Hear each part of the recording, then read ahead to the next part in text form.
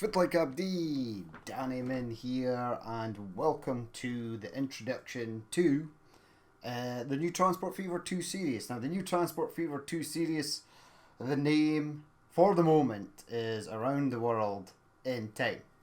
Because that's basically what we're going to do, and I'm going to explain that in just a minute. So, AWT for short, Around the World in Time. If you guys can think of a better name for what I sort of have proposed or what I'm going to be doing in this series, by all means leave a comment and let me know. Even I thought Around the World in Time is kind of lame, but it was the best I could think of, and I literally spent ages trying to think up something to name this appropriately for what we're going to be doing. So first things first, full disclosure, this video is the second attempt at the sort of introduction to the series. Because YouTube absolutely hated the first one with a passion. The first one was recorded in 4K. This one will also be recorded in 4K, but should be fine. But when I uploaded it to YouTube, it would not render in 4K. It would not upload in 4K. It failed. It also failed in 2K as well, which is kind of weird. Check bitrate and everything that I recorded in, I rendered in, everything should have been fine. I don't know why it might have failed. I have seen a couple of videos or watched a couple of videos, tips and tutorials about how this sometimes might happen, a few things you can change, and I think I have tweaked a few things in my recording and render settings that should be fine. Now it's totally weird because the Parkasaurus 4K episodes that are uploaded are used the same settings as before, and they upload in 4K just fine. So it's kind of weird that Transport Fever 2 did not. Now the recorded version of the video looked fine. The rendered after the post-render version looked really good, and even the handbrake, the compressed version before uploading it to YouTube, looked really good. So I don't know why YouTube did not accept it or why it hated it so much. So I left a community post saying that the video was going to be uploaded because it came up on my screen that 4K was fine. It was not. I then re-uploaded it again and it said that the 4K version could not be uploaded, which was kind of weird. So we're now in attempt 2. So now that all that is done, I do apologise because basically what I said yesterday was a lie. I didn't check the video first to make sure all the 4K stuff was fine, which I normally do. Normally before a video goes live, myself and a friend that I've got watch the video and play it back to make sure everything is fine once it's fully uploaded in 4K onto YouTube to make sure there's no issues. But we didn't do that this time. I guess overconfidence was my downfall right there. But anyway, on to Transport Fever 2 AWT, or Around the World in Time. So what we are going to be doing is basically starting from the beginning of time, i.e. the beginning of steam engine times. Now in the foreground here you've got the Colebrook Dale, Richard Trevithick's Colebrook Dale steam locomotive, which appeared in 1802 according to records, and it was used at the Colebrook Dale furnace to ship iron ore, although we'll get more into the train detail later, or in the next episode, because the first episode is going to be about this train. We're going to build a line for it. You'll see all will be explained momentarily. In the background there are some tram wagon horses. So tram or train horses were implemented way before any steam engine. I believe it was the Germans that thought it'd be a good idea to lash a bunch of horses together, add a ton of wagons to the back, and have them roll down on a fixed track, which is a great idea because it led to what we have today. Trains really, steam locomotives, diesels, electrics, high speed, you name it. So that was the end result of that. But the UK, according to record, were the first to implement a functioning steam engine, and it was this engine right here, the Colebrook Dale 1802. There was a thing in the records that there was potentially an American who did it first, but there are no records to show for that, and as we all know, if there's no record or documentation, then it didn't exist. So there we go.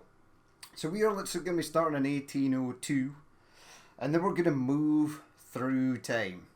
So we're going to be doing in 1802, and then once that's done, we'll maybe skip on to 1804 when the next steam loco comes on the go, and we'll keep doing that. Now, obviously, Richard Trevithick and these first locomotives are British. Now, I know what you're all thinking. Danny Min, you fool. You've already done a UK playthrough. But that's okay, not to worry, because obviously in the title, it is around the world in time. So we will be progressing on, and then we will be jumping to different maps all over the world. Madness, yes, I know.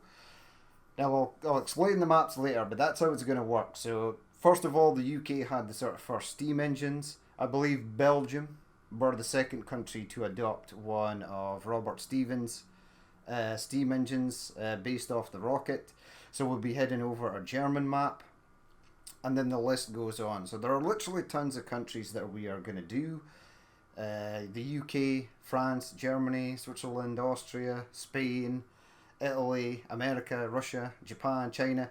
We're going to go through all of it. Now, the maps and countries that I picked were basically based off of one thing, and it was what sort of maps and or mods for that particular country were available on Steam Workshop and or transportfever.net. So if there's a country you wanted to see and it's not there, it's not on the list is going to be in the description below. So if you want to see if a particular country that you want to see is going to be on there, then by all means feel free to have a look. And if there's other countries that I may have missed that you think would be a good fit for this series, leave a comment below. But we're not going to do every single country on planet Earth. That would be complete madness. So yeah, there's a lot of countries listed down below. They were picked on how many mods, whether it was literally viable to do a playthrough on that country. If there's no mods, assets, maps, I mean quite a lot of the maps I made on my own, and I'll explain that later when I come to the map section of explaining on the video. But yeah, if there's not anything for it, then there's not much we can do. Like, we're not going to do a Greece playthrough or do lines in sort of Greece or something like that, because there are no trains for it. There are no trains on the workshop. I could make the maps, but there's no vehicles or trains to sort of add. There's no way to flesh out that country's transport system because we don't have the assets to do that. For example, there's a couple of maybes as well. Ireland, Northern Ireland. Now, at the beginning, it's fairly simple because I would imagine that they would have used steam trains from the UK. And they just would have been shipped over. Et voila, there you go. They use the same steam trains as us. But later on down the line, there's the Irish rail services. They've got their own liveries. But there are no liveries for those trains on Steam Workshop. I've only ever seen one sort of new age mod, and it was I think it was a BR, I think it was like a Mach 2 or Mach 3 coach that had the Irish intercity livery on it, the orange one, that was pretty cool. But that's all I've seen.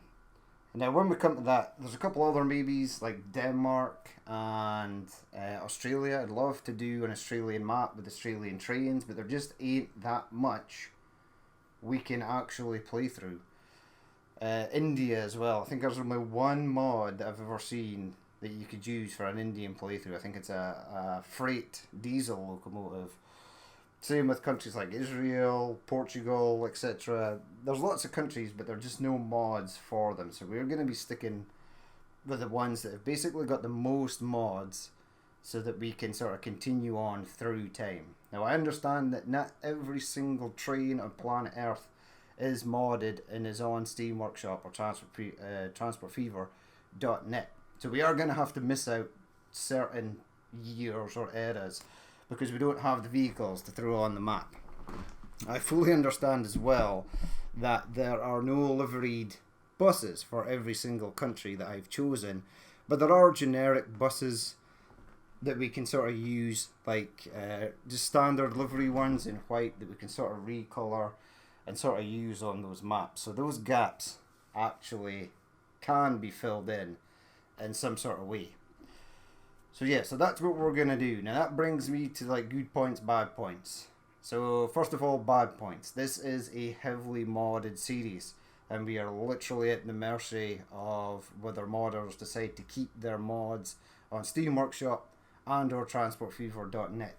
I have saved and backed up everything as far as I can. It took literally ages to do all this. There are so many assets, so many vehicles. I've tried to limit beginning playthroughs like this one to assets only, and only the basic Steam trains that I need for the era, instead of downloading like everything from 1850 all the way down to 2020. So there's no diesel mods installed yet, there's no electrics, there's no new age freight cars or carriages or buses or trucks or planes. It's literally the only Steam locomotives we have in uploaded just now for mods is this one, the Trevithick collection by Steve M4, and the Horse Tramway as well, because that's all we need for this sort of 1802 for this first year. It's all we need. I don't need to load up tons of other mods because I don't need them yet. So yeah, it's a heavily modded series. It could be dodgy, it might be completely fine. I have received the backlash of having mods been removed and the effect it causes on saved games, especially if you're a content creator and you need those saved games to progress. It can be devastating. There are other content creators who have suffered the same fate. It's part and part of having mods. Mods are great, but they can bring a save game crashing to its knees. So you just need to be kind of weary. So anywho, that's what it is for mods. I've not created a Steam Workshop collection list for two reasons. One, because not all the mods on here are from Steam Workshop. Some of them are from transportfever.net, and I'm not going to link 500 plus asset mods or vehicle mods in the description below, because that would be crazy. Two, the Steam Workshop mods are fine. I could create a collection for it. However, certain mods have certain load orders or need other mods to be compatible with them.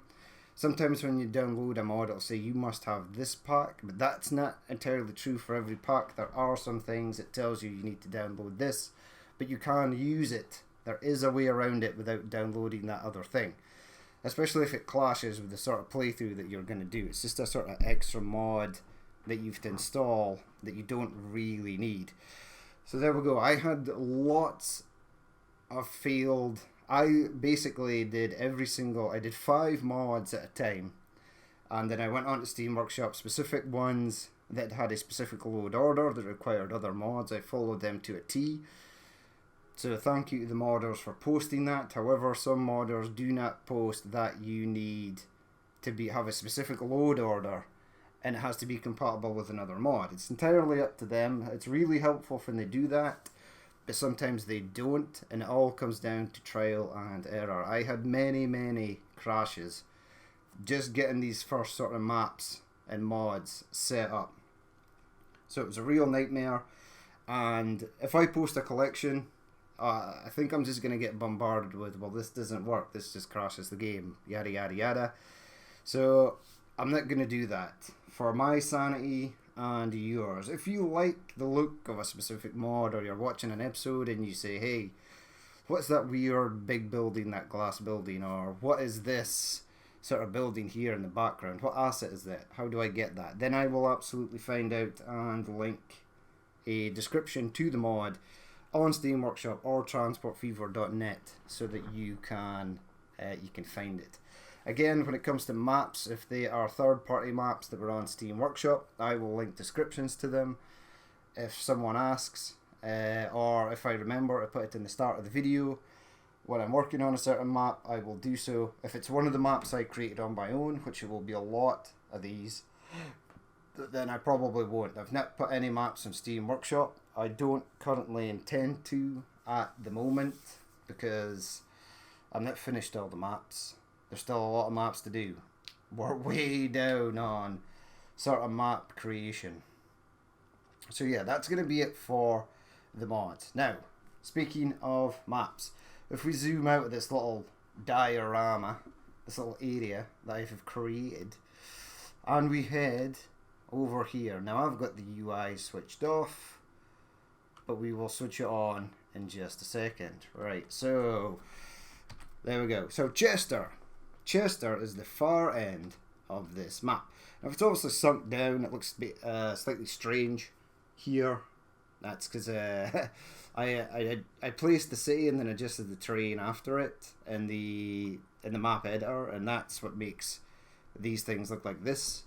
But yeah, so we've got Chester here at the far northwest corner of the map. We've also got Crewe, Stoke-on-Trent, Stafford, Birmingham, all the way down.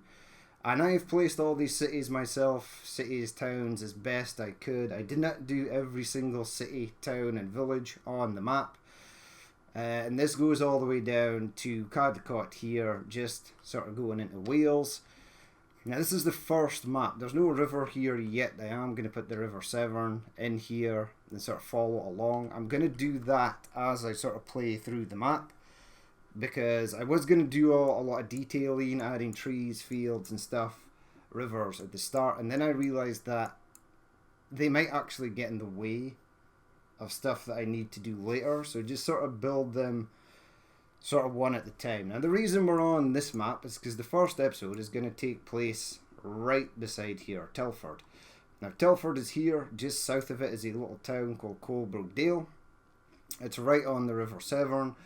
Just up where this sort of hill range is here, there was a iron ore. It's called Iron Gorge, I think, and what I surmised from Wikipedia is that they extracted iron ore from there. They brought it to the Coalbrookdale furnace, which was also filled or fueled by using coke or refined coal, if you will, coal fuel, to get higher temperatures. I don't know where the coke, now it's coke as in coal, not Coca-Cola or the stuff that gets you high but gives you a super bad come down and can also lead to the destruction of lives and communities. Not that stuff. But yeah, I don't know where the coal supply sort of came from. I'm imagining it sort of might have come from Wales, maybe by barge or canal down to Telford on the River Severn. I'm not sure, but what we're going to do is we're going to build a little Coalbrookdale. I am going to delete all these buildings here. I'm going to leave one residential building, one industrial building and one commercial building, and we are literally going to flesh out and build towns on our own using our mass amount of assets. And then we're going to build the little iron ore gorge, and then we're going to transport iron ore down using the Coalbrookdale locomotive. We'll build up a little furnace area down here. It's going to be cool. I think I have the tools to do this, but that's why we're on this map. So yeah, this map is a 1x2 megalomaniac size map. It's basically this region, basically from Gloucester or just south of Gloucester up to Chester, and on the west, and as far as, I don't think we've got Oxford at this side, but I'm pretty sure there's a town up here I've not placed yet. But yeah, we'll do that. So as far east as whatever that is. But yeah, so each map, each country is basically set up like a jigsaw puzzle, with sort of like mini regions or maps like this. Now obviously that's pretty crazy because you're going to need a lot of maps. There's a lot of mods to install on each map. They have to be specific to the country in general. Like for instance, if we do a Netherlands map, we'll have Netherlands signals, rail, their trains, and all this stuff I've got for the UK maps is not going to work because it's a completely different country and they use different systems and assets. So that is something that is very time consuming, but it's something I've been committed to doing for the last couple of weeks, so it shouldn't be too bad. I've basically got what I need to do. But for example, just say we are building the West Coast main line. So the West Coast main line goes through Crewe, and then it goes up, and then it heads north. starts heading towards, is it Worcester or like Wigan and stuff like that. But for example, just say it went through Chester. Now we would have a train station here at Chester. So imagine train station here. We're doing a drive-by. The train pops in. It stops at this station. We've built up assets, done a bit high detailing along the station. But the train needs to continue on, but it can't because it's at the end of the map. So what we'll have is rails, a sort of off-world station, so it can sort of continue on that journey and then possibly head down or back or whatever. And what we shall do is this. There we go. Ta-da! And here we are, right, at Chester. But as you can see, Chester's now at the bottom, the south of the map. And we've basically loaded up a new map. Now this river is in this map and in the other, this is a river Severn. In the other map I will be adding that as well to Chester. So that basically the train comes in, stops here, and then in the previous map we'll load up the next map, which will seem seamless to you guys but won't be for me because I'll have to save the game, leave that map, load up the next map, etc, etc, and then we'll have the train station roughly in the sort of same place it is on the other, or where it is in Chester on the other map, and then we'll build up the assets exactly identical to what it is on the previous map. Again, time consuming, giving myself a lot of work. As I've said, this is going to be an epic undertaking if it works, and I'm really hoping I can get it to work. It's going to take a lot of time and effort for me to get things right, especially when it comes to loading maps with assets and save games. I'm going to need a sort of decent system so I don't confuse myself. It's going to be wild. But yeah, that's what we'll do. So our train then has continued, or has been at Chester Station. Just say we were doing a drive-by, we could then, so I could seamlessly load up the next map and the train can continue on its merry way up to Ellesmere Port, maybe up into Liverpool. So this basically here is, this is a map off of the Steam Workshop, and it is a Liverpool and Manchester area sort of map that sort of continues on. And how it works is, each city at the edge of a map, for example Chester is the furthest south here, will be incorporated in the next southern map. So obviously we've got Chester in the map below it, which I just showed you previously, and it is at the top. When we sort of get to up here, say Southport, so Southport will be at the very south of the next map up to the north. So there you go, there's sort of an example. So each country is set up like a sort of jigsaw puzzle. So we can sort of do each region, each area. We can use all the trains, the different train companies. We can have lots and lots of different industries involved as well. And there's just literally a ton more room than trying to fit an entire single country on one megalomaniac size map, which doesn't really work because even though it looks big, the whole country is basically compressed. It makes journeys that should be long with a nice serious seem cramped and compact. So that's what we're going to do. That is literally how it is going to work. Now obviously every country is like this, broke up into its own sort of little jigsaw puzzle. France, Germany, Spain, the US. The US is a nightmare because there's only so much I can fit in certain regions. Same with Russia, China. I've not even got to those yet, but they are large countries. They are pretty big continental wise. So yeah, it's going to be tricky, but we've got quite a while before we actually get to them. There's a lot of other countries that implemented steam trains and stuff first. So that is how it's going to work. We'll obviously have off-world airports, etc. Train stations and stuff, so that trains can sort of continue on their imaginary journey. But yeah, it's an intricate system. I'm hoping it's going to work, but we'll have to sort of wait and see. Obviously, if it's a map like this taken from a third party on Steam Workshop, I will link the map on Steam Workshop down below if anybody wants to use it. If anybody desperately wants one of the maps that I created myself, then I will move heaven and earth to try and get it uploaded onto Steam Workshop. Hopefully. But yeah, so that's the plan for the maps. Now we will pop back.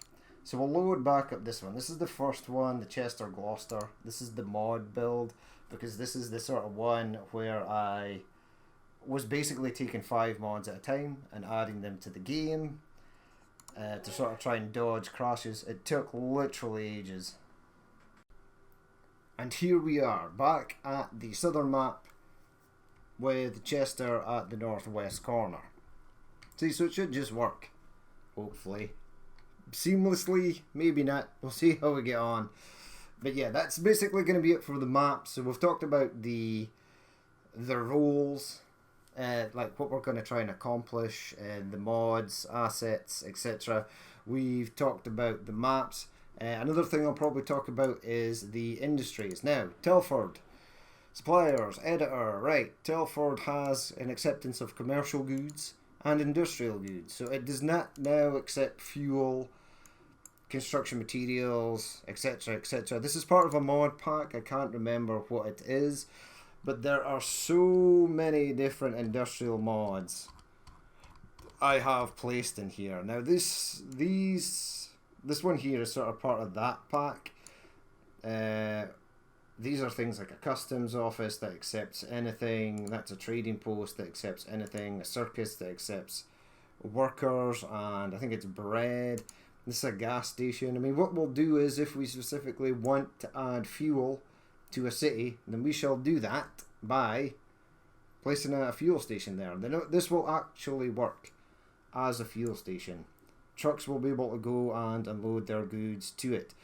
We've got the freestyle industry, which is interesting. Now, this is epic for high detailing playthroughs where you actually want industries in the background to work. But you don't want to add something like, if we go and pick something, there we go, pick that steel mill. Now, this is an 1850 steel mill. As you see, it's got the lamps around the outside for lighting at night. But it's also got this really new age roadway with yellow paint stripes, the sort of wired fence with the barbed wire at the top, the sort of skips and stuff. Now, you wouldn't really have these things in 1850. Definitely that shiny new sort of car park unloading area, stuff like that would not have existed. So what this one's an interesting as well. This is so this one is literally coal into fuel. So basically your coal and then turns into coke to make it fuel, burning fuel. So that's a really interesting one. But the great thing about this is you just place this and you can say that the cargo outputs is maybe fuel. So you build that, right? You then go into your assets and then you can literally build a sort of fuel refinery using assets around it to the sort of your heart's content, maybe even to the era.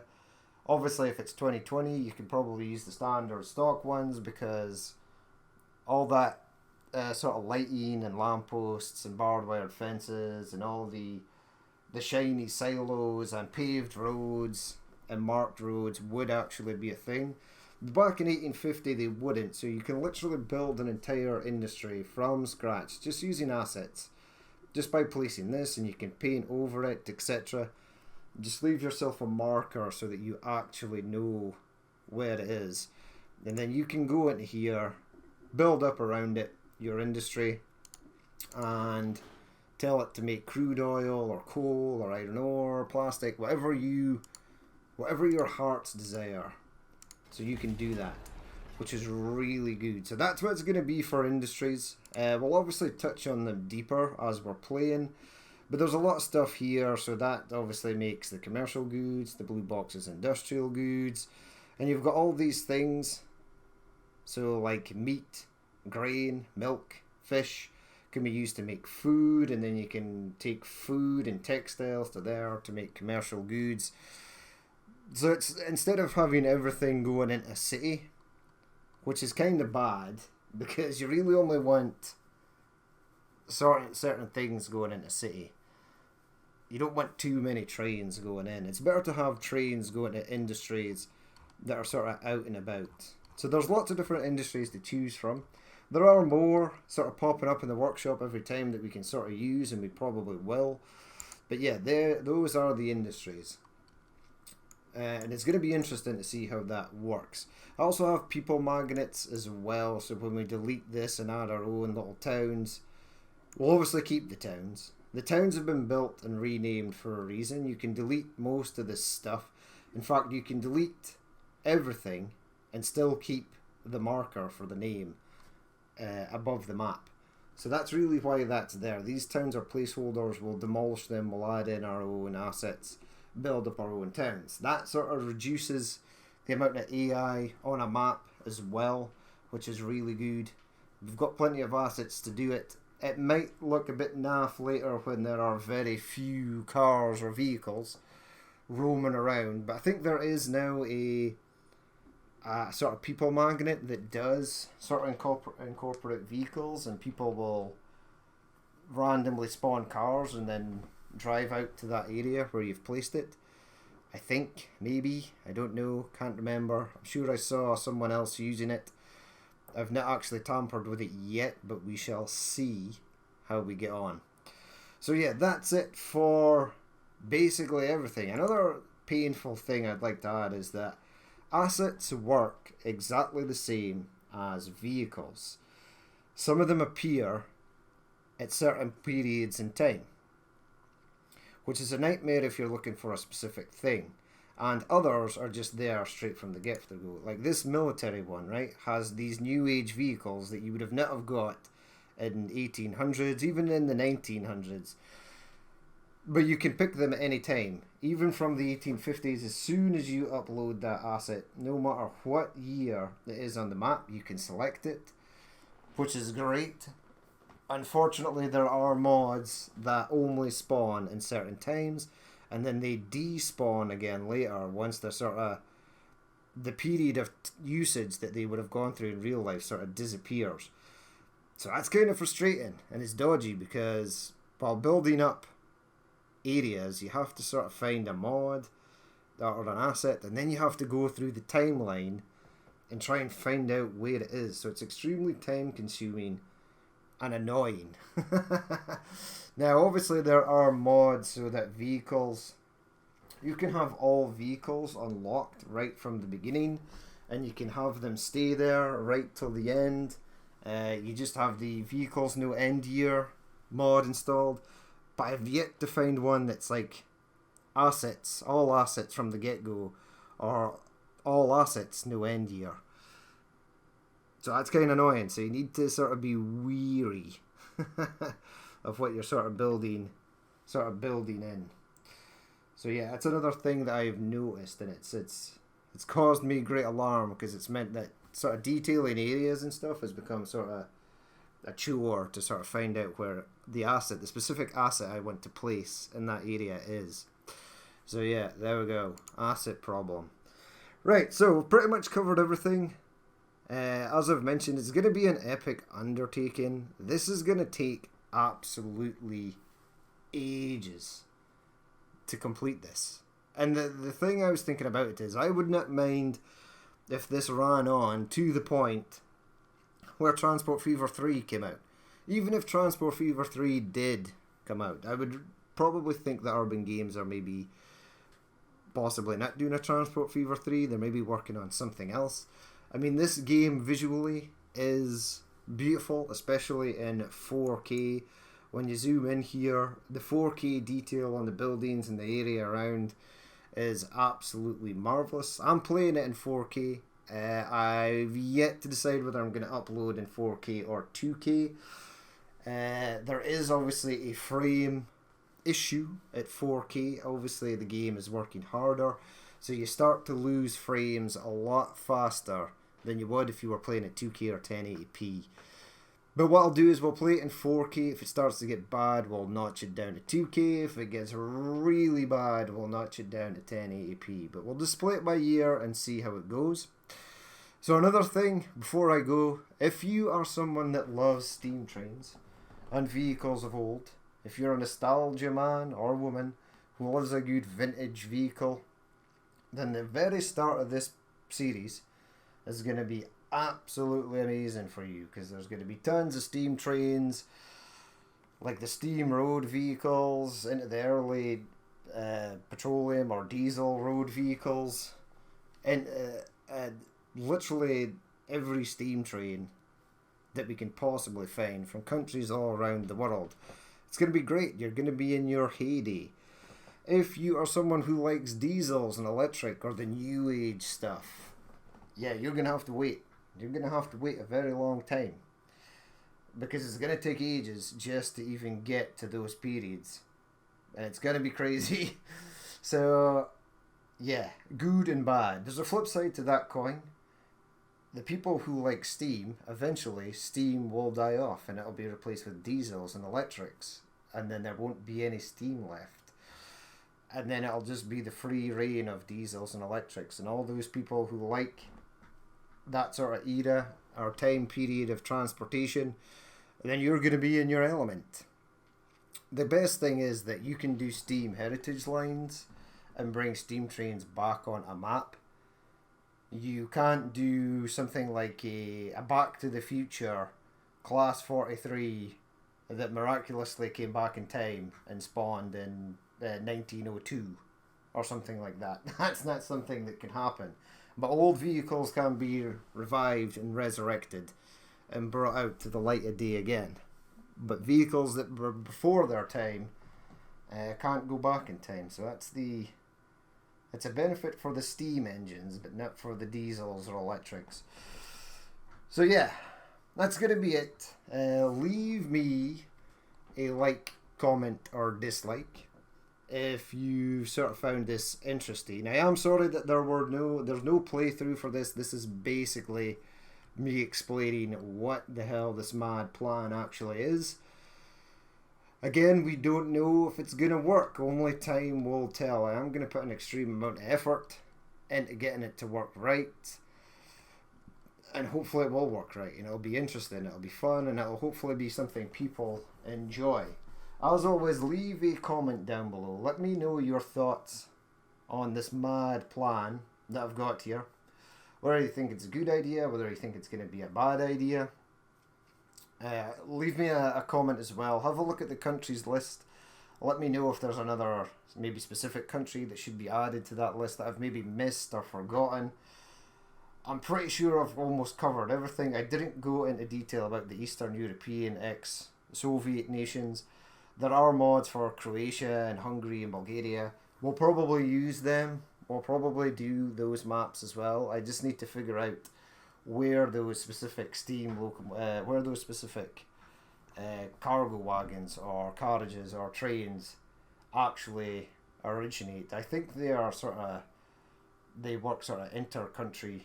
I think they can go like through Romania, Bulgaria, Hungary, and I think they're all this sort of same train company, or they're in partnerships or something. I don't know. I'll have to do my research on it. This is also going to take a phenomenal amount of research for me to get correctly as well.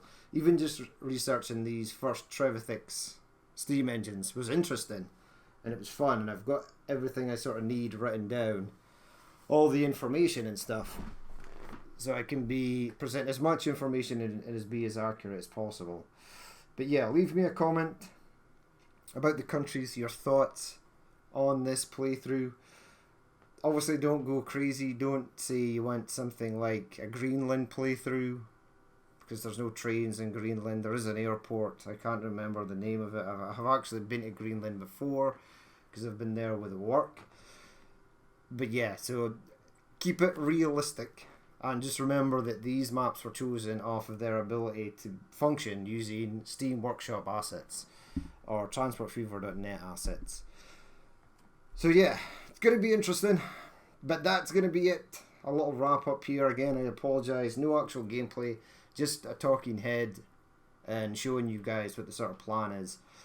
But that's going to be it for me. I've been Danny Min. This has been the Transport Fever 2 Around the World in Time introduction, and I will catch you later.